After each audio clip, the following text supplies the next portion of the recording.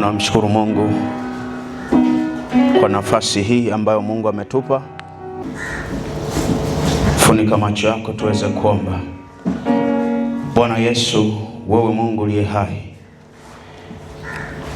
Bwana Yesu, wewe Mungu uliye hai. Hakuna Mungu mwingine kama wewe. Hakuna Mungu mwingine kama wewe. Hatuna Mungu mwingine ambaye tunaweza tukaenda kwake na tukapata msaada ambao unaweza kutusaidia katika maisha yetu hapa duniani. Tunaye wewe Mungu peke yako ambaye umetuumba. Hata kabla ya kuja hapa duniani ulijua maisha yetu. Ndio maana neno lako linatuambia wewe ni Alfa na Omega. Maana yake ni mwanzo na ni mwisho. Kabla kumruhusu mwanadamu kuja duniani, uliishi maisha ya mwanadamu mpaka mwisho kama Omega, na ukarudi mwanzo kama Alfa. Asante kwa nafasi ambayo Mungu umekutupa ya kuja kwenye madhabahu yako hii takatifu. Neno lako linatuambia kwamba tujitakase kwanza, Bwana. Tunaomba ututakase Mungu katika kila hatua ambayo Bwana Mungu inaweza kuwa kizuio cha kuja mbele zako kusikia neno lako katika kitu chochote. Mungu liye hai, tunaomba uturehemu, tunaomba ututakase. Takasa akili zetu, takasa mawazo yetu, takasa fikra zetu, takasa Bwana vinywa vyetu. Mungu, tupe yale ambayo yanatukusudia saa hii na muda huu wa kuyanena kwenye madhabahu hii Mungu, katika jina la Yesu Kristo. Katika jina la Yesu Kristo, Mungu wa Nazareth aliye hai, ninaomba toba kwa ajili ya mtu yote Bwana anayesikia sauti hii Mungu mahali popote alipo. Ninaomba toba kwa ajili ya mtu yote aliyeko kwenye madhabahu hii, aliyeko kwenye hema hili, yule ambao umemkusudia kuja mahali hapa. Ninaomba toba kwa damu ya Yesu Kristo, Mungu wa Nazareth aliye hai. Umtakase Bwana kwa damu yako, umtakase kwa damu yako, umtakase kwa damu yako, ili apate kusikia kila ambacho Bwana umekikusudia asubuhi ya leo. Roho Mtakatifu ambaye ndiyo mwalimu wetu, ambaye umetukusanya kwenye madhabahu hii ili tuweze kusikia neno lako la utukufu kwenye madhabahu hii. Fungua mioyo yetu tupate kusikia neno lako katika jina la Yesu Kristo, sawa sawa na maelekezo ambayo Mungu Baba amekuagiza huko mbinguni. Tusaidie kuelewa neno lako, kulitafsiri kwa tafsiri ya kimamlaka na tafsiri ya kimbingu, katika jina la Yesu Kristo. Mawazo ya kibinadamu ninayanyamazisha sasa kwa damu ya Yesu Kristo. Mawazo ya kibinadamu ambayo tunakuja nayo kwenye madhabahu yako ninayanyamazisha kwa damu ya Yesu Kristo. Ninaachilia damu ya Yesu Kristo ifungue mbingu na ardhi zipate kusikia neno lako, na hao watu wanaokaa kwenye ardhi hii, katika jina la Yesu Kristo. Kila mwenye pumzi aseme amen. Basi unaweza ukaketi na Mungu akubariki.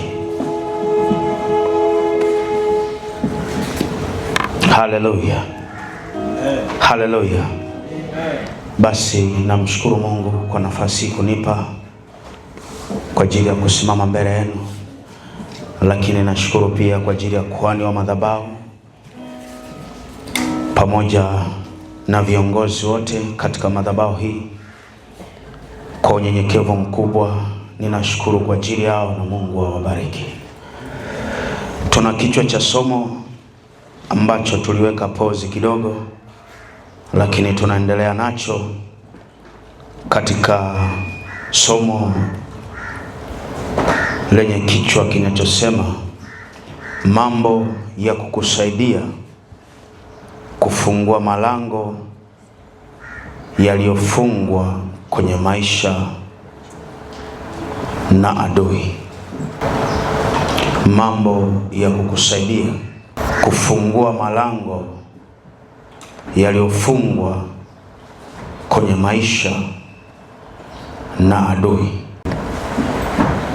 Ukisoma kwenye neno la Mungu kwenye kile kitabu cha Mathayo 16 na ule mstari wa 13 mpaka 18, neno la Mungu linasema, Basi Yesu akaenda pande za Kaisaria Filipi. Akawauliza wanafunzi wake akasema, watu hunena mwana wa Adamu kuwa ni nani? Akawauliza akasema, watu hunena kuwa mwana wa Adamu ni nani? Kama yeye alijua kwamba ni mwana wa Adamu, kwa nini alienda kwa wanafunzi wake akawauliza? Maana Biblia inasema mwana wa Adamu akaenda akawauliza wanafunzi wake. Manake wote tunajua kwamba Yesu alikuwa na wafuasi, kama vile kuhani wa madhabahu anapokuwa na wanafunzi wake au anapokuwa na washirika wake. Anaweza kauliza swali kama hilo ambalo Yesu aliwauliza wanafunzi wake.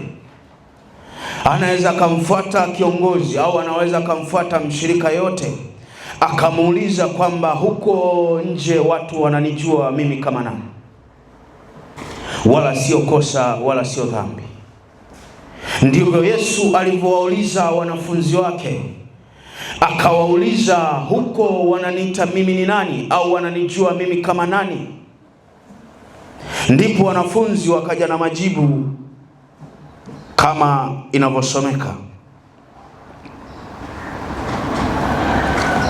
Wakasema, wengine hunena Yohana Mbatizaji, wengine Elia, wengine Yeremia au mojawapo wa manabii. 15 Akawaambia, nanyi mwaninena mimi kuwa ni nani? Kwa hiyo swali la kwanza aliloenda nalo ni kujua wao wanafunzi wanasikia habari gani kuhusu yeye. Lakini baada ya kutaka kujua kwamba wanajua nini kuhusu yeye, watu wanajua nini kuhusu yeye, akataka kujua wao wanaelewa nini kuhusu yeye. Hilo ni swali la pili ambalo Yesu aliwauliza. Okay, wananena kwamba mimi ni nabii, moja ya manabii, au ni Yeremia au Elia. Kwa nini walikuwa na hizo sura? Kwa namna ambavyo watumishi wa Mungu walikuwa naenda, kuna namna ambavyo walikuwa wanatembea na uwepo wa Mungu, kiasi ambacho wale watu ambao wanahudumiwa katika ule uwepo wa Mungu, wanatembea katika viwango vya Mungu, wanajua huyu wamembeba Mungu. Lakini Biblia inasema kwamba ni Mungu ambaye hafananishwi na kitu chochote. Ni Mungu ambaye hafananishwi na mtu. Ni Mungu ambaye hawezi akafananishwa kwa kiwango chochote cha kibinadamu. Ni Mungu ambaye anajitosheleza kwa namna anavyojitosheleza. Ndiyo maana ukimbeba Yesu, hakuna mwanadamu anaweza kukufananisha na kitu chochote. Ni Mungu ambaye yupo mwenyewe kama yeye, hahitaji msaada wa mtu, hahitaji msaada wa mwanadamu. Ni Mungu ambaye anajitosheleza. Haleluya. Haleluya. Kwa hiyo wanafunzi wakaja na majibu, wakamwambia, wewe Yeremia, wewe si ni moja wa makuhani. Alafu akawauliza akasema, nyinyi nanyi mwaninena mimi kuwa nani? Kuna namna anajaribu kuwatazamisha wale wafuasi wa Yesu. Anawaambia, haijalishi uko nje wananisema mimi kama nani, lakini wewe kama mfuasi wangu unanisema mimi kama nani? Haijalishi wananinena kwa mabaya, haijalishi wananinena kwa mazuri, lakini wewe kama mfuasi wangu unanisema nini? Au unanitambuaje? Haleluya. Haleluya. Haleluya. Nimekuja kwenu kama mwanadamu, nimekuja kwa namna ya kibinadamu, nimezaliwa kwenye tumbo la mwanadamu, nimeishi maisha ya kimwanadamu, lakini wewe kama mfuasi wangu unanitambua kwa namna gani? Yesu anauliza. Haleluya. Bwana Yesu asifiwe. Haleluya. Okay, sikia jibu sasa walilokuja nalo. Simoni Petro akajibu akasema, wewe ndiwe Kristo. Wewe ndiwe Kristo. Manake Kristo ni mtu aliyetengwa. Mtu aliyetengwa anaitwa Mkristo. Kwa hiyo akisema Kristo, manake mtu aliyetengwa kwa ajili ya kusudi la Kristo.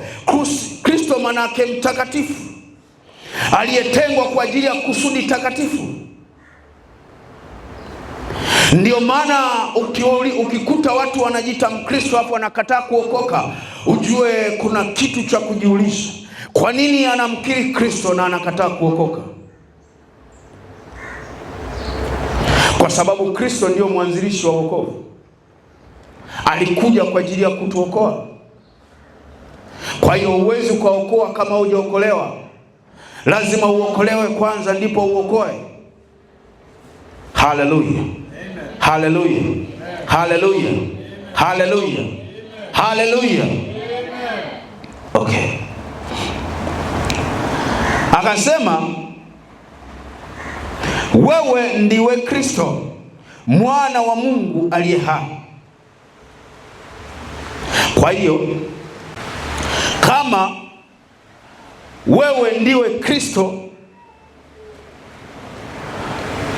haishii tu kuwa wewe ndiyo Kristo, ni wewe Kristo mwana wa Mungu aliye hai. Haleluya. Mungu mwenye herufi ndogo au wale miungu wanaweza wakafa, na wakifa hawawezi kuishi tena. Ni Yesu peke yake aliyekufa na kaishi.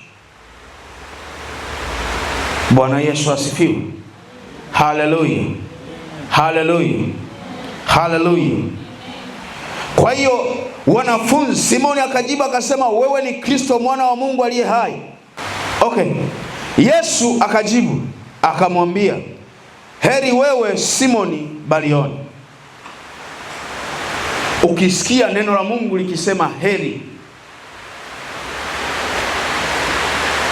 kwa tafsiri ya kawaida au isiyo rasmi unaweza kusema afadhali. Heri wewe, afadhali wewe. Lakini ukisikia nasema heri, manake umebarikiwa. Umebarikiwa wewe Simoni Bariona, kwa kuwa mwili na damu havikukufunulia hili, bali Baba yangu aliye mbinguni. Kwa hiyo tunaona Simoni akawa na Roho Mtakatifu ndani, ambaye ndiye aliyemfunulia kujua kwamba yeye ni Yesu Kristo mwana wa Mungu aliye hai. Sio mwili na damu, sio kwa kutazama, sio kwa kuona, bali Mungu mwenyewe alimfunulia kupitia Roho Mtakatifu kujua huyu ni mwana wa Mungu aliye hai. Haleluya. Amen. Mstari wa 18 anasema, nami nakwambia wewe ndiwe Petro, na juu ya mwamba huu nitalijenga kanisa langu, wala milango ya kuzimu haitalishinda. Somo letu linasema mambo ya kukusaidia kufungua malango yaliyofungwa. Kama Biblia inasema malango yako hayatafungwa bali yatakuwa wazi. Kwa hiyo kama yatakuwa wazi, ukiona yamefungwa, uwe na uhakika kwamba Mungu ndiye mwenye mamlaka ya kufungua hayo malango. Yawe ni malango ya uchumi, yawe ni malango ya afya, yawe ni malango ya huduma au ni malango ya familia, Mungu anao uwezo wa kuyafungua hayo malango. Haijalishi kwenye hayo malango kumefungiwa vifaa gani, kumefungiwa minyororo, kumefungiwa makufuli, yeye ndiyo mwenye ufunguo wa kujua kusudi la Mungu la kufungua hayo malango. Haijalishi watoto wako wamefungwa kwa kiasi gani, wakienda shule hawaelewi, ukienda kazini hautauo mshahara hujui unapatikanaje, hata hiyo fedha yako haujui inapatikanaje, inatumikaje. Kumbuka kwamba Mungu ni mwenye mamlaka ya kufungua hayo malango. Haleluya, haleluya, haleluya, haleluya, haleluya, haleluya, haleluya. Okay, jambo la kwanza, kumjua Mungu. Kumjua Mungu kwanza.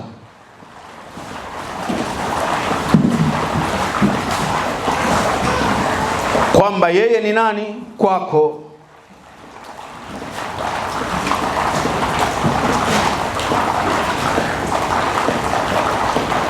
Kumjua Mungu kwanza, kwamba yeye ni nani kwako. Ndio hiyo Mathayo 16 sura ya 13 mpaka 18.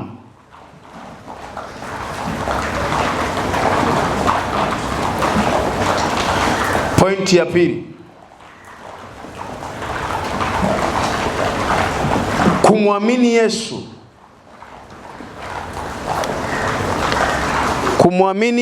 Kumwamini Yesu kuwa yeye ndiye ufunguo wa mlango uliofungwa.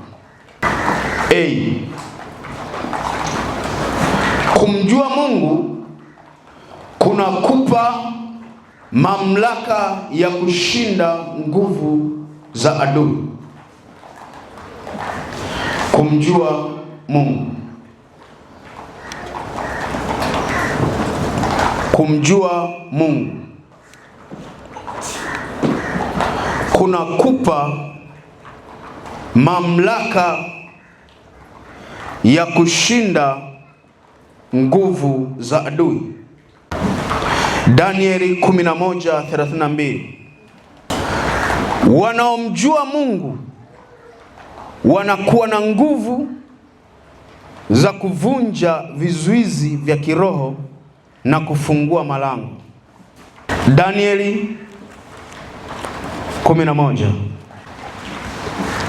Na wao wafanyao maovu juu ya hilo agano atawapotosha kwa maneno ya kujipendekeza, lakini watu wamjuao Mungu wao watakuwa hodari na kutenda mambo makuu. Wamjuao Mungu wao watakuwa hodari na kutenda mambo makuu. Wamjuao Mungu wao watakuwa hodari na kutenda mambo makuu. Hakusema Mungu wa Isaka, hakusema Mungu wa Danieli, hakusema Mungu wa Yakobo. Alisema wamjuao Mungu wao. Una Mungu wa kwako, unatakiwa umjue Mungu wako uliye naye. Anaweza kukupa uhodari na anaweza kukusaidia ukafanya mambo makuu. Isipokuwa haumwamini Mungu uliye naye, unategemea msaada wa Mungu wa mtu mwingine. Haitakiwi utegemee msaada wa mtu mwingine, inatakiwa umtegemee Mungu uliye naye, ndiye akupe msaada kwenye hilo jambo unalopita. Omba msaada kwa Mungu, kuambia Mungu, katika hili jambo ninalopita ninahitaji msaada wako, maana ninakujua wewe ni Mungu wangu. Haleluya, haleluya. Okay. Pointi B, kwenye ile pointi ya pili, lakini kuna A ambayo tumesema kumjua Mungu kunakupa mamlaka ya kushinda nguvu za adui, sawa sawa na Danieli 11:32. Lakini kuna pointi B, anasema Mungu ndiye mfunga malango yaliyofungwa. Okay. Mungu ndiye mfungua malango yasiyofunguka.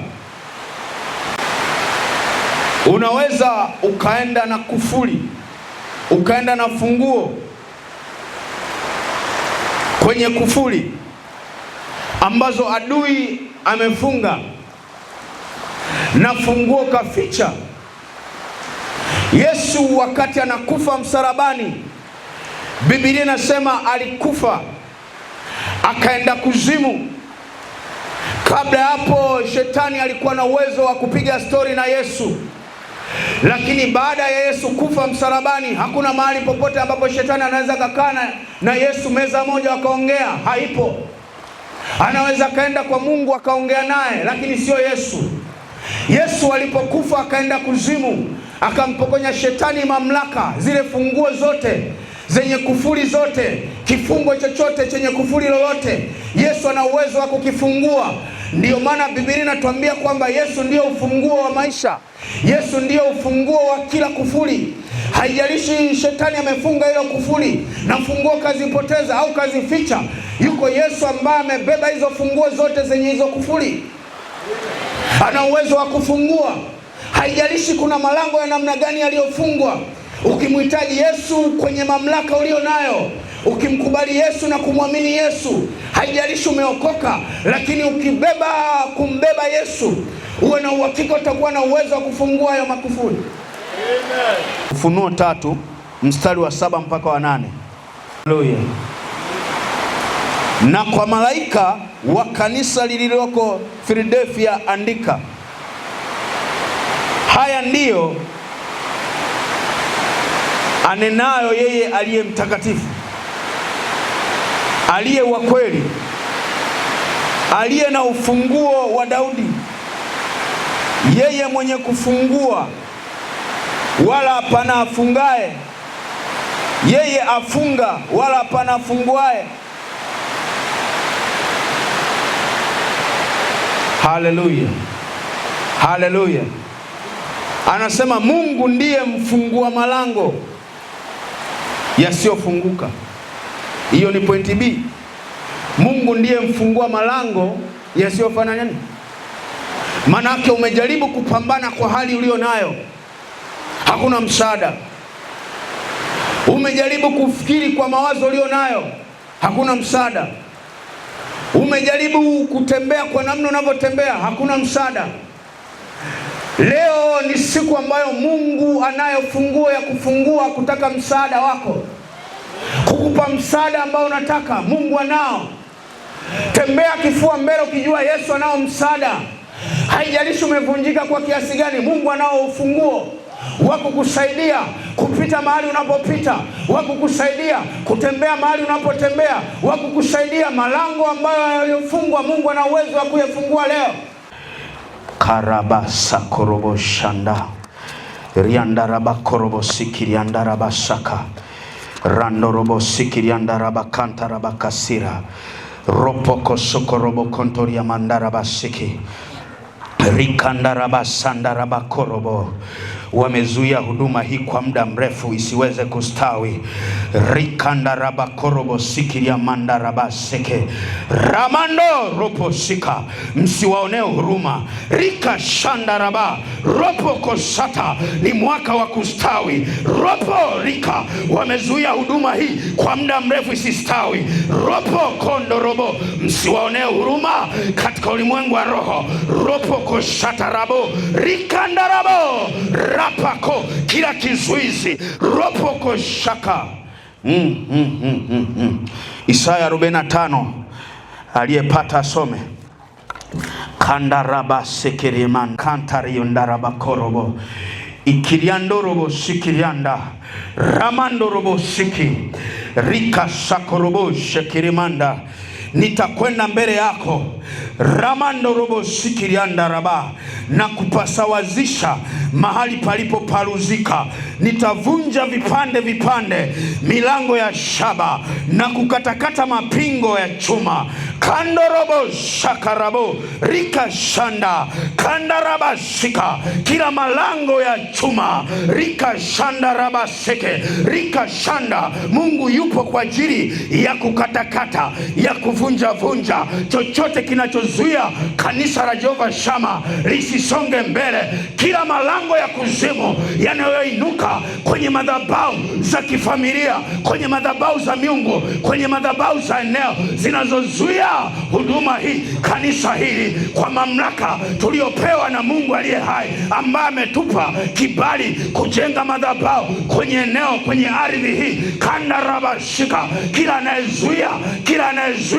kila anayezuia madhabahu hii isipenye katika ulimwengu wa roho, isiwafungue watu. Rika shanda ropoko rapa, kila aina ya vizuizi kwa jina la Yesu Kristo. Kandorobo shakaraba. D. Kumjua Mungu kunakupa nguvu za kuinua malango. D. Kuna A, B, C, D. D ni kumjua Mungu kunakupa nguvu ya kuinua malango. Zaburi 24 ile sura ya 7. Zaburi 24 ile sura ya 7. Kumjua Mungu kunakupa nguvu ya kuinua malango. E, point E. Hiyo ilikuwa ni D. Point E. Kumjua Mungu kunakuletea mwanga wa kuona kilichofungwa. Kumjua Mungu kunakuletea mwanga au kinakupa mwanga. Kumjua Mungu kunakupa mwanga wa kuona kilichofungwa. Ufunuo 3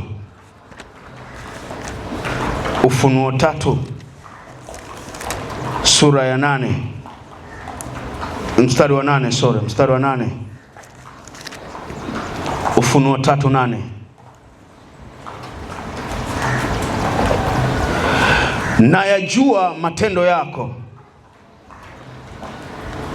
Nayajua matendo yako. Tazama, nimekupa mlango uliofunguliwa mbele yako. Anayejua matendo yako, anajua kazi yako, anajua huduma ulio nayo. Kama mlinisikiliza mwanzoni, nimesema mlango umeshafunguliwa, ila adui anachojaribu kukuonyesha ni kuona mlango umefungwa. Unatakiwa uchukue hatua ya kusukuma mlango. Umerudishiwa tu. Shetani anajaribu kusema huu mlango nimeufunga, mwambie no, huu mlango umefunguliwa, umeshafunguliwa kitambo. Ninachotakiwa ni kusukuma mlango niweze kuingia mahali ambapo Mungu amekusudia. Shetani asijaribu kukutishia kwamba maisha yako ni magumu, mwambie maisha yangu sio magumu. Mungu yupo kwa ajili ya kunisaidia, alishakufa kwa ajili yangu. Ni msaada ambao kwenye maisha na ndo namtegemea.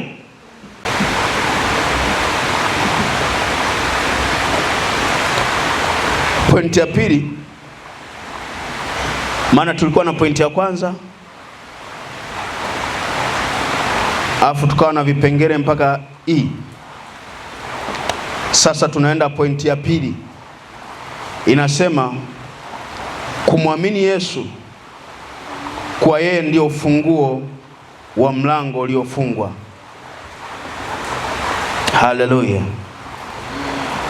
Kwenye hiyo pointi ya pili kuna kipengele A. Yesu ana funguo za kufungua au kufunga malango. Yesu ana funguo za kufungua au kufunga malango. Ufunuo 3:7. Ufunuo 3:7. lakini nipeleke kwenye waraka wa kwanza wa Yohana sura ya 3 mstari wa 8. Nimesema pointi A, Yesu ana funguo za kufungua na kufunga malango. Haleluya.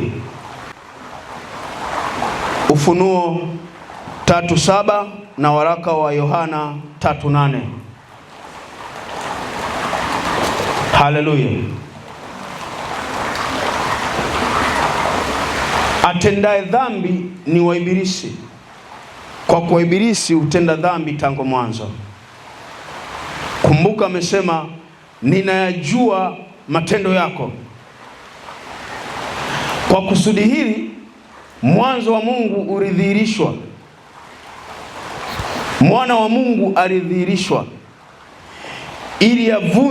ili azivunje kazi za Ibilisi. Kwa hiyo Mungu amedhihirishwa. Adui ambaye alifunga malango, Mungu ayafungue au Yesu ayafungue. Kwa hiyo kazi mojawapo Yesu ambayo alikuja duniani ni kuokoa, ni kukomboa. Lakini kukomboa manaka huyo mtu alikuwa amefungwa. Ndio maana Isaya anasema, huyu mtu kama anafunguliwa, semeni Mungu ana haja naye, manaka huyo mtu alikuwa amefungwa. Kwa hiyo kuna watu wanahitaji msaada wa kwako ili waweze kufunguliwa. Kuna watu wanahitaji upite hiyo njia ili waweze kupita. Ukikwama na wenyewe wanakwama. Kwa hiyo usijaribu Mungu kumkimbia kwamba Mungu mimi ninakukimbia, mahali hapo uliponiweka sio sahihi. No, it is wrong. Jaribu kwenda na kusudi la Mungu. Mungu kuna watu wanawategemea wapite kwenye hiyo njia uliopita. Haleluya. Haleluya. Haleluya. Okay. Pointi ya 3. Maana ile ilikuwa ni pointi ya 2. Haleluya. Tumia damu ya Yesu kama ufunguo wa kimamlaka. Tumia damu ya Yesu kama ufunguo wa kimamlaka. Tumia damu ya Yesu kama ufunguo wa kimamlaka kwenye malango au mlango. Haleluya. Ufunuo 12:11. Nao wakamshinda kwa damu ya mwana kondoo na kwa neno la ushuhuda wao, ambao hawakupenda maisha yao hata kufa. Haleluya. Haleluya. Nao wakamshinda kwa damu ya mwana kondoo. Ibrahimu alipoenda kumtoa sadaka mtoto wake, alienda kumtoa sadaka wakati anataka kumchinja au kumtoa sadaka mtoto wake. Biblia inatuambia kwamba Mungu akamtokea akamwambia, usimnyenyulie kisu mtoto wako. Ninajua sasa, najua. Haleluya. Haleluya. Sasa najua. Kwa hiyo huko kote tunajaribu kuangalia kwamba Mungu alikuwa anatembea na Ibrahim, alikuwa hajui. Kama Biblia inasema sasa najua, manake huko nyuma nilikuwa sijui. Sasa najua kwamba unanicha mimi, ndo alichomwambia Ibrahim. Kwa hiyo Ibrahim ametembea na Mungu kwa miaka yote mpaka kwenda kumtoa Isaka. Alikuwa anazungumza na Sara, akazungumza na yeye, akamwambia msikilize Sara mkeo. Akafanya anavyofanya, akatembea katika hiyo mitembeo, akafika mwanzo akamzaa Isaka. Alipomzaa Isaka mara ya pili, maana mwanzoni alimzaa Ishmaeli, akamzaa Isaka. Alipomzaa Isaka, akamwambia unitolee huyo mtoto wako, kwa sababu aliona moyo wa Ibrahim huko kwa Isaka. Akasema ili niweze kujua kwamba Ibrahim yuko pamoja na mimi, akatengeneza mazingira, akamwambia mtoe mtoto wako kama sadaka. Maana yake umtoe Isaka kama sadaka yako kwa Mungu. Sadaka maana yake connection ya Mungu na yeye. Kwa hiyo Ibrahim alipoenda kumtoa Isaka, maana yake Ibrahim alimtoa Isaka kwenye moyo wake akamkabidhi Mungu. Lakini Ibrahim baada ya kufika kwenye madhabahu aliyotengeneza kwa ajili ya Mungu, Mungu akamwambia sasa najua. Akamwambia angalia nyuma mnayokuangalia mwana kondoo. Ndio Ufunuo anatuambia nao akamshinda kwa damu ya mwana kondoo. Ndio huyo mwana kondoo ambaye ndio Yesu Kristo, ambaye amekwisha kuchinjwa na damu yake ilishamwagika kwa ajili ya kufungua malango. Bwana Yesu asifiwe. Lakini anasema nao wakamshinda. Kwa hiyo ushindi wetu hatuupati kwa vitu tulivyo navyo, hatuupati kwa elimu tulizo nazo, hatuupati kwa fedha tulizo nazo, hatuupati kwa mali tulizo nazo. Tunaupata kwa damu ya mwana kondoo. Lakini anasema ambao hawakupenda maisha yao hata kufa. Kwa namna hawa watu walivyokuwa wamejitoa, haijalishi watakufa, lakini hawawezi kumwacha Yesu. Vitu gani wewe vinakutishia ambavyo unataka kuacha wokovu? Umekutana na nini unataka kuacha wokovu? Nasema kama wokovu wenyewe ndio hii, kama kumtumikia Mungu kwenyewe ndio huko, naacha. Unaacha unaenda wapi? Kama unazania na kutania, kamuulize Yona.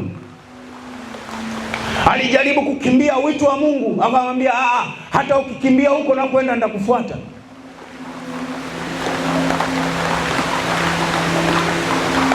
Kimbia kama unavyokimbia, haijalishi unakimbia na farasi, unakimbia na miguu yako, huko huko na kwenda Mungu anakufuata.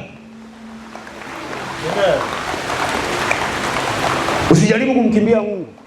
Mungu hakimbiwi. Mungu anafuatwa. Usimkimbie Mungu. Nao wakamshinda kwa damu ya mwana kondoo. Wakamshinda kwa damu ya mwana kondoo. Sikia. Hakusema wakamshinda kwa jina la Yesu. Hakusema wakamshinda kwa nini? Kwa jina la Yesu. Kwa nini hakusema kwa jina la Yesu?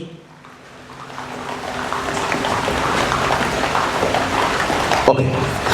Wanaoenda kwa waganga wa kienyeji au ambao walishawahi kwenda kwa waganga wa kienyeji kabla ya kuokoka, anasema ukachukue, anauliza unajua majina yake yote matatu? Kwa nini sio jina moja? Alafu kipeleka majina matatu, anakuambia kalete kuku.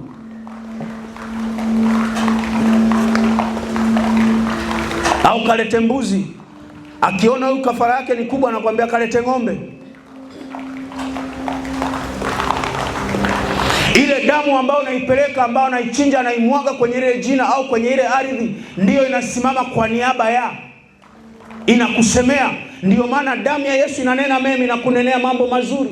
Haijalishi umetenda dhambi kiasi gani, lakini damu ya Yesu ikisimama katikati inafuta dhambi. Amen. Haijalishi umetenda dhambi kiasi gani. Ndicho hicho ambacho watu wanaenda kwa waganga wa kienyeji, wanaenda na zile damu za kuku ili zile damu ziwasaidie kunena mambo mazuri, lakini zile damu haziwezi kuzidi damu ya Yesu.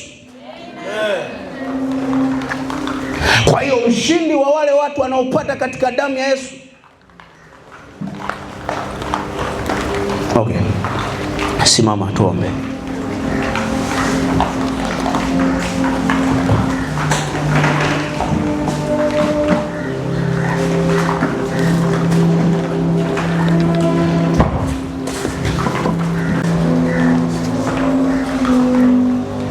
Anasema Yesu akawauliza wanafunzi wake, akasema huko nje wanasema mimi ni nani? Wanasema mimi ni nani? Lakini akawauliza swali la pili, akasema nyinyi kama wafuasi wangu mimi, Mnajua mimi ni nani? Kumbuka, wamekaa na Yesu kwa muda mrefu, amewafundisha hata namna ya kufanya huduma, hata namna ya kuomba amewafundisha, lakini anakuja kuwauliza tena kwamba mimi ni nani? Yaani nyinyi mnanitambua mimi kama nani kwenye maisha yenu? Haijalishi Yesu wakati anakuokoa alikuwa Bwana na Mwokozi, lakini saizi Yesu namjua kama nani? Ni nini ambacho kinakusumbua kwenye maisha yako, ambacho kinajaribu kufuta yale maono au lile kusudi la Mungu kwenye maisha yako? Kwa sababu kuna vitu vinakuja ambavyo vinaweza kujaribu kufuta kile ambacho Mungu amekuwekea kwenye maisha yako. Lakini Mungu ni yule yule jana, leo na hata milele, habadiliki kamwe. Mungu ambaye tunamsoma kwenye Biblia kipindi cha kina Elia, tunamsoma kwenye Biblia kipindi cha kina Danieli, tunamsoma kwenye Biblia kipindi cha kina Yeremia, tunamsoma kwenye Biblia kipindi cha kina Isaya.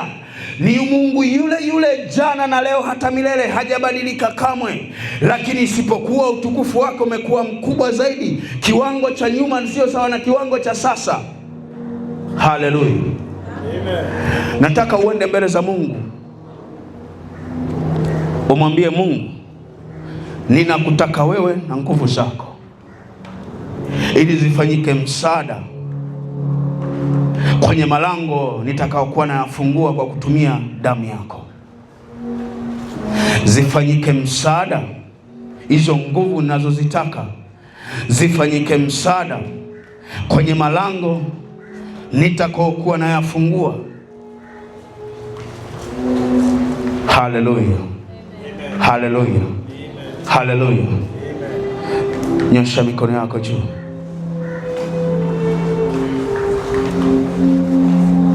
Sema, e Yesu, e Yesu, e Yesu, e Yesu, e Yesu, ninakushukuru, ninakushukuru kwa uaminifu wako, kwa uaminifu wako, na kwa neema yako, na kwa neema yako.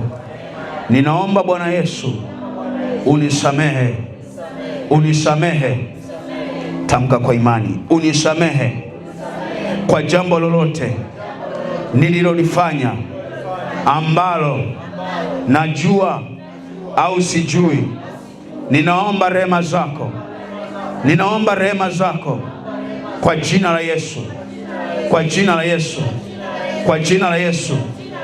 Bwana Yesu, ninaomba msaada, ninaomba msaada, msaada wako, msaada wako, maana katika wewe, maana katika wewe, maana katika wewe ndiye msaada wangu, ndiye msaada wangu, ndiye msaada wangu. Kwa jina la Yesu, kwa jina la Yesu, kwa jina la Yesu, kwa jina la Yesu, ninatamka leo, ninatamka leo, kila upinzani, kila upinzani kwenye maisha yangu, kwenye ndoa yangu, kwenye kazi yangu, kwenye biashara yangu, kwenye uchumi wangu, kwenye uchumi wangu, kwenye huduma yangu, kila upinzani, kila upinzani uliotumwa kupitia mtu, kupitia watu, kupitia vikundi, kupitia familia, kwa damu ya Yesu, kwa damu ya Yesu, kwa damu ya Yesu, kila mipaka, kila mipaka, kila mipaka, kila mipaka iliyowekwa mbele yangu, kwa damu ya Yesu, kwa damu ya Yesu, ninafuta kila aina ya mipaka, ninaifuta kila aina ya mipaka, mipaka ya uchumi, mipaka ya uchumi, mipaka ya afya, mipaka ya afya, mipaka ya masomo, mipaka ya biashara, mipaka ya kufanikiwa. Hiyo mipaka ninaifuta kwa damu ya Yesu, ninaifuta kwa damu ya Yesu. Tamka kwa imani, ninaifuta kwa damu ya Yesu. Ewe mipaka, ewe mipaka niliyowekewa katika ulimwengu wa roho, ewe mipaka ewe mipaka niliyowekewa katika ulimwengu wa roho, kwa damu ya Yesu, kwa damu ya Yesu, kwa damu ya Yesu, kwa damu ya Yesu, mipaka futika, mipaka futika kwa damu ya Yesu. Neno la Mungu kwenye Ufunuo 12:11, neno la Bwana linasema, nao wakamshinda kwa damu ya mwanakondoo, kwa damu ya mwanakondoo, nao wakamshinda kwa damu ya Yesu. Nami ninashinda siku ya leo, ninashinda siku ya leo, ninashinda asubuhi ya leo, ninashinda asubuhi ya leo, ninashinda kwa damu ya Yesu, kwa damu ya Yesu, kwa damu ya Yesu, kwa damu ya Yesu. Waliochukua jina langu, waliochukua jina langu wakaandika kwenye madhabahu zao, wakaandika kwenye madhabahu zao, ninafuta kwa damu ya Yesu, ninafuta kwa damu ya Yesu, kwenye hizo madhabahu, kwenye hizo madhabahu, kwenye hizo madhabahu, kwenye hizo madhabahu, kwenye hizo madhabahu. Ninakomboa jina langu, ninakomboa jina langu kwa damu ya Yesu, kwa damu ya Yesu, kwa damu ya Yesu, kwa damu ya Yesu, kwa damu ya Yesu, kwa damu ya Yesu, kwa damu ya Yesu, kwa damu ya Yesu, kwa damu ya Yesu, kwa damu ya Yesu, rabo shada, kwa damu ya Yesu, kwa damu ya Yesu, kwa damu ya Yesu, kwa damu ya Yesu, rabo shada, kwa damu ya Yesu, kwa damu ya Yesu, kwa damu ya Yesu, robosh. Endelea kuomba, endelea kuomba. Tamka damu ya Yesu, tamka damu ya Yesu, kwa damu ya Yesu. Kuna watu wametumwa kukuzuia kwenye huduma ulio nayo. Kuna watu wametumwa kukuzuia kwenye uchumi, wamekaa mbele yako. Shinda kwa damu ya Yesu, shinda kwa damu ya Yesu. Nyunyiza damu ya Yesu kwenye kila malango, kwenye kila malango, kwenye kila malango. Ndio maana upake damu hii kwenye mimo ya milango, ili yule mharibu akipita apate kujua kwamba kuna wana wangu.